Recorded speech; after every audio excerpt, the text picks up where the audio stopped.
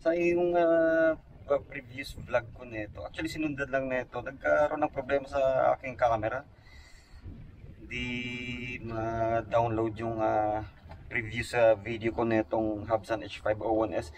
Anyway, going back sa aking vlog or unboxing. Actually, it was an unboxing of this aircraft Hubsan H501S.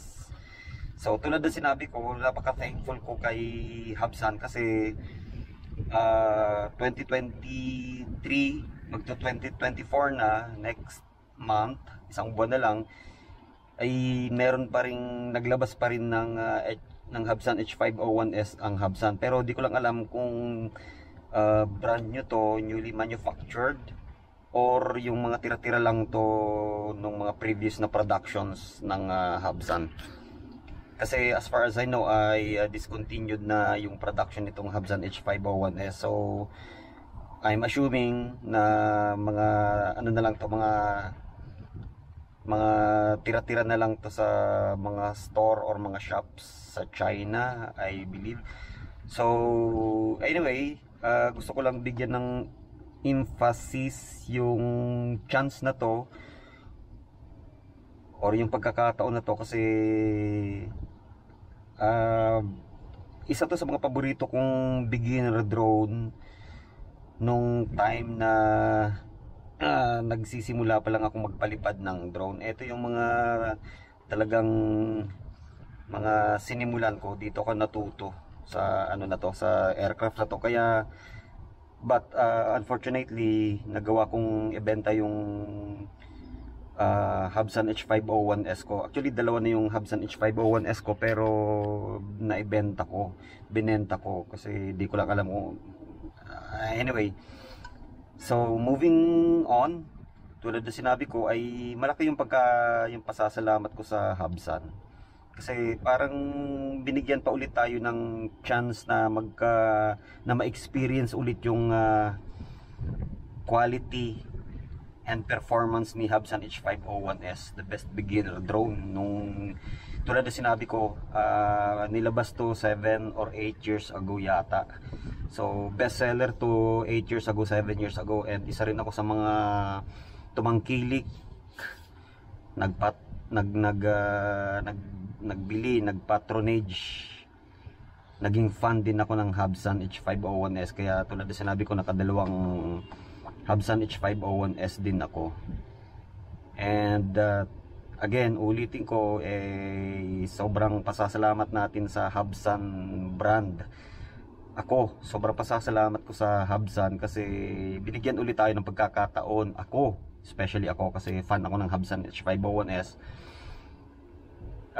Sobrang pasasalamat natin sa Hubsan kasi akala ko all the while ay di na sila maglalabas na ito kasi matagal na ulit ako naghahanap nito kasi gusto ko nga ulit na experience to kasi nga napaka straightforward ng drone na to, straightforward and may quality, GPS, tapos yung walang application, direct from the remote yung screen niya. So 5.8 GHz, walang application, kung ano nakikita ng drone makikita mo kaagad dun sa screen na nasa remote controller. So walang problema wala ka nang gagamiting separate phone para ma-view mo yung FPV. So walang problema, di mo na kailangan ng additional na phone. So kaya nga napaka straightforward ng drone na to, and of course quality itong drone na to. And tingnan mo naman yung niya, brushless motor, and then yung plastic niya, napaka premium talaga ng napaka-premium ng pakiramdam pagka hinihimas mo siya.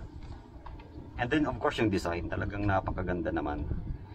So for me parang collector's item na to Kaya nga tulad na sinabi ko, laking pasasalamat ko kay Hubsan at naglabas pa rin sila ng Hubsan H501S na napakagandang drone design.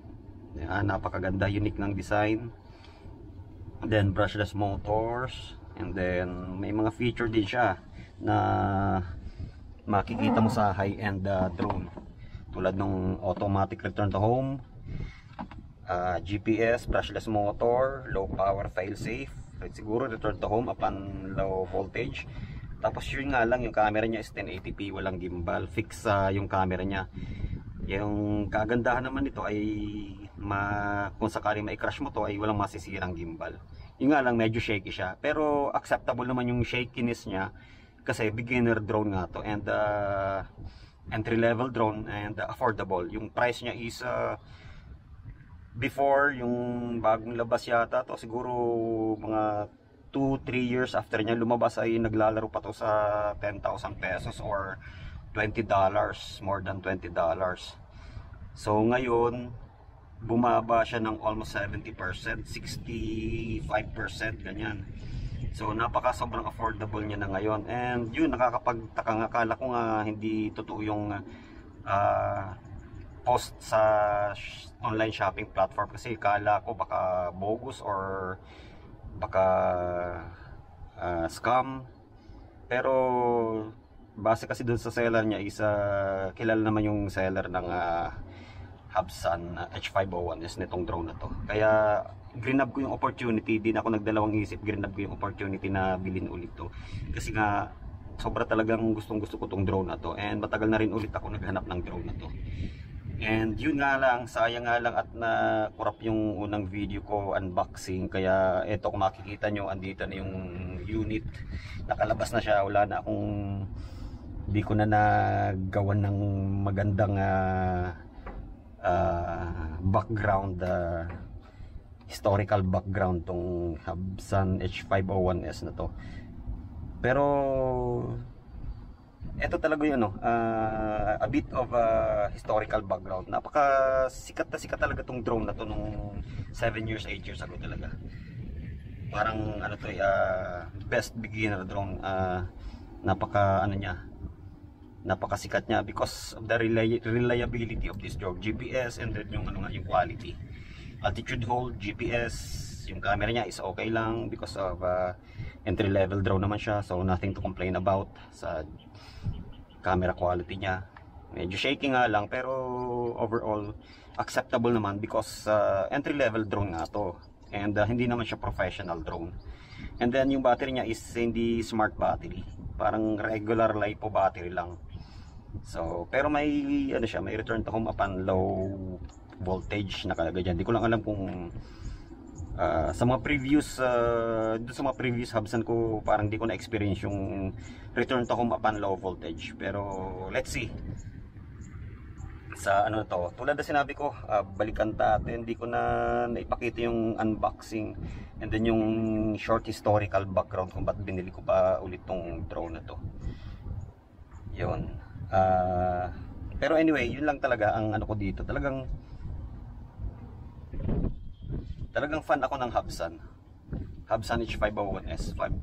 Ano ako nito, fan, and talagang paborito ko tong tong brand na to, kasi nga may ano siya, even yung mga maliliit na drone nito, yung mga H107C, yung mga micro drone, mga mini drone Hubsan, talagang binili ko rin yun para ano, paglaruan, kasi nga napakaganda ng Hubsan ng ano to, especially yung mga ano, yung mga hindi pa foldable.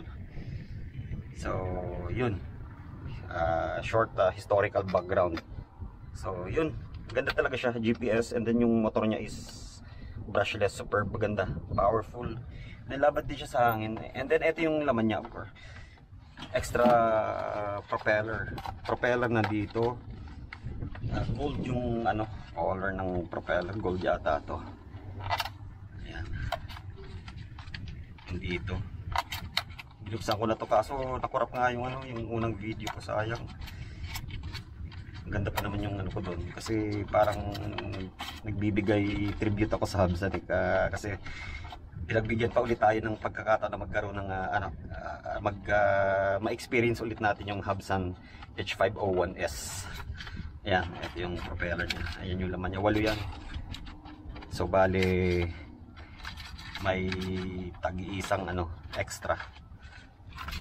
So yun, talagang laki na pasasalamat ko sa Hubsan, kasi matagal ko nang hinahanap ulit to para ma-experience ulit tong anong to, aircraft na to. Kaso nahirapan ako maghanap ulit sa online. Meron ako nakikita yung mga second hand pero hindi ko pinatulad kasi mahirap na eh. Baka hindi na siya airworthy. Tapos ito yung charger. Yan. Sayang na kurap yung una kong unboxing. Ito ng problema sa SD card. Yan. So hindi siya foldable pero siya, maganda yung form factor niya. So white color yung binili ko para mas visible sa sa sky. Kasi ito yung parang niya sa monitor niya yung parang tawag dyan, panangga sa sikat ng araw para hindi nakakasilaw, hindi ka masyado masilaw sa sikat ng araw. Tapos ito yung aircraft, yung battery nga pala ng aircraft nasa loob na ng yung battery nasa loob na ng aircraft. Ayun, so yun, excited ulit akong paliparin to. Hubsan H501S. Parang siya eh, parang relevant pa rin siya sa pakiramdam ko. Relevant pa rin siya kahit 2024 na eh. So unang labas niya is 8 years ago. So yun, 2016, ganyan, 2016, 2015, mga ganyan muna labas niya. So 7 years ago, 8 years ago nga. Pero feeling ko relevant pa rin siya. Kasi ang nagustuhan ko talaga dito kasi yung pagka straightforward niya, sobrang straightforward niya. Kasi di mo na kailangan ng application eh, di mo na kailangan ng separate na cellphone eh para magamit mo to. Ito na yung mo eh, nakadirekta na siya eh. So di mo na kailangan ng, ito yung remote niya, especially yung remote niya. Yan, malaki nga lang yung remote niya pero ito talaga yung niya. Ito yung kagandahan niya kasi yun nga, andito na yung niya eh, yung monitor niya. So di mo na kailangan ng separate na cellphone para para tawag diyan, para magamit mo to. So, andito na eh. Dito na yung andito na yung monitor niya. Direkta na. Kung ano nakikita ng ng aircraft mo ay dito mo rin makikita sa LCD monitor niya. Hindi mo na kailangan ng separate na cellphone. Ito yung gusto ko, straightforward siya. Walang kaartihan eh. Di ba? Walang kaarte-arte. Direkta na. Ito yung nagustuhan ko talaga sa kanya.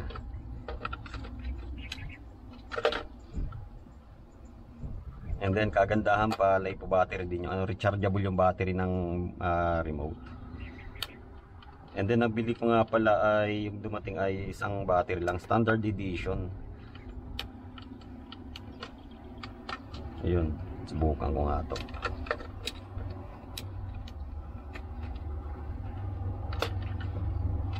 So ito talaga yung sayang kasi nabenta ko yung dalaw kong pero matagal na yun. Nabenta ko yung dalaw kong Hubsan H501S. Ayan o. Yun, ito yung nakakamiss Hubsan eh.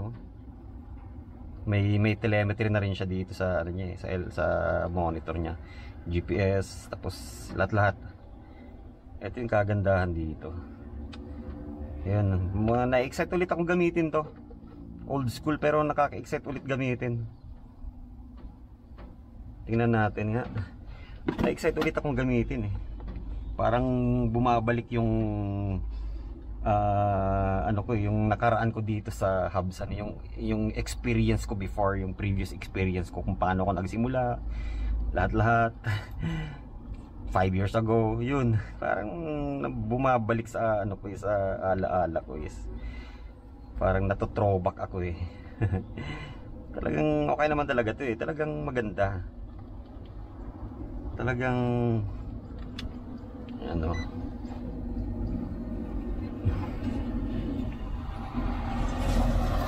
natin kung ayun ay kagad connected kagad ang ganda, ayan connected kagad yun nga lang low bat, di ko to, Hindi natin ma-check. GPS mode. GPS wala pa GPS yung ano. Baba natin. Altitude mode. Yun. Ito, return to home. Wala nasasagap na GPS eh. Ayun, full charge oh. Return to home. GPS mode. Full charge yung battery oh ng aircraft. Wala nga lang SD card. Yun, may GPS na, may isang GPS nang nasagap. Dalawa.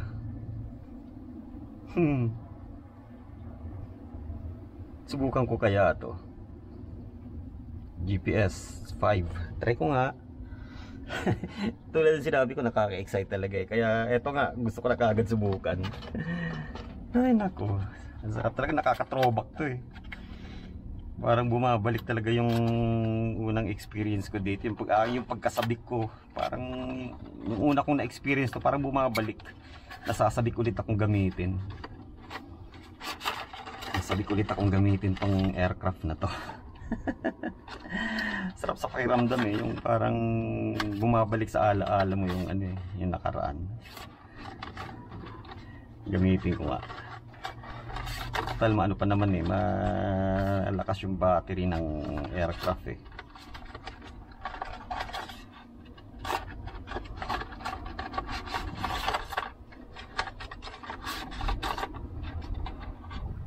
Yun.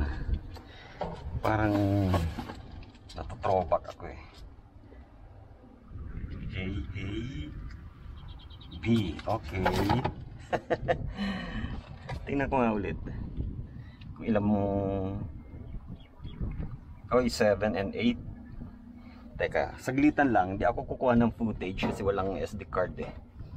Saglitan lang. Gusto ko lang maramdaman ulit yung feeling ng first time.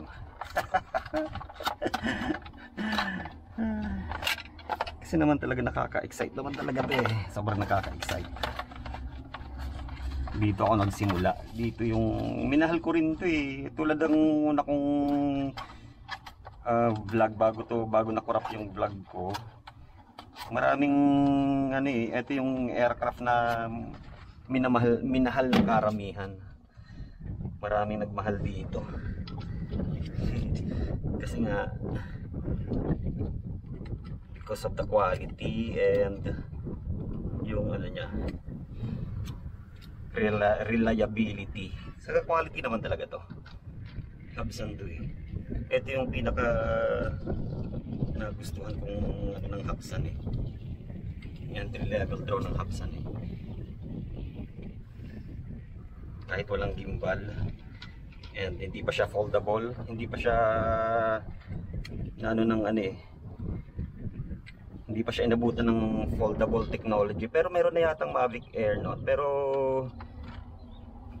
hindi naman na yun entry level, pro level na yun eh. Ito entry level. Ayun, check natin. Natothrowback ako dito eh.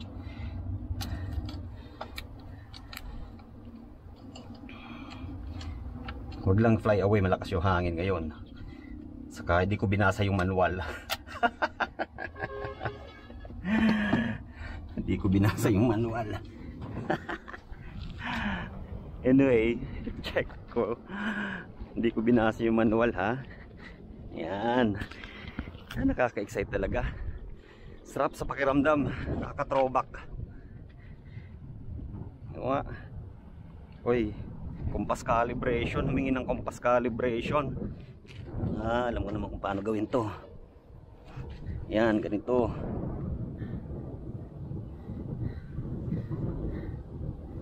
Compass calibration, yan. Tapos ito, yata ganito. Kalimutan ko compass calibration eh. Anyway, ipaprompt naman tayo niyan eh. Ito yata.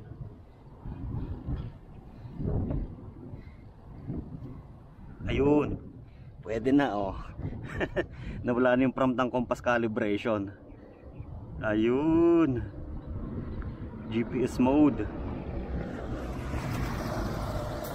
Tingnan natin. Na-excite ulit ako eh. Ayun. Wow. Ito yung sinasabi ko. Wow. Wow. Ito yung sinasabi ko, guys. Tingnan nyo naman. Tingnan nyo naman. Lala. This is what I'm talking about, guys. The simplicity. The simplicity and yung pagiging straightforward niya, di ba? Look at that. Hands-free, GPS, guys, altitude hold. Yung GPS lock niya, look. So, GPS ko ay 10 sa aircraft and sa remote 11. So, look at the GPS lock, guys. Look at that. This is what I'm talking about. Ito yung dahilan kung ba't binalikan ko ang Hubsan H501S. Ito ang dahilan. Look at that. Yan ang dahilan. Super goods na goods talaga. Wala ka talaga masabi sa Hubsan H501S. Kaya binalikan ko to, guys. This is the reason. Look at that. Watch it, guys. Yun. Sarap, napakasimple niya. Super simple, straightforward. Napaka straightforward. Ayan, wala kang gagamiting cellphone, no? Wala kang gagamiting cellphone. 5.8 GHz. Nasa remote na mismo ang monitor, guys. Napakaganda niya. Yan ang dahilan. Tingnan niyo naman. Kahit medyo magalaw, wala kang masasabi, wala kang pwedeng ireklamo dito. Nothing to complain about. Yung presyo niya is talagang di mo pwedeng hindian yung presyo niya. So from the original price, yung price niya nung unang labas is like 10,000, 11,000. Now it becomes 65%, 60% lesser. Look at that. Paano mong hindi may hindian ng Hubsan H501S? How can you say no to Hubsan H501S, guys? 2023 na, 2024. We're almost 2024, but still I love Hubsan H501S. I really miss this aircraft. And tulad na sinabi ko, I'm very grateful sa Hubsan because Hubsan give us another chance to own and experience Hubsan H501S. Nagkaroon ulit ako ng chance na ma-experience ang Hubsan H501S. Look at this aircraft. Yan ang sinasabi ko, kaya binalikan ko si Hubsan H501S.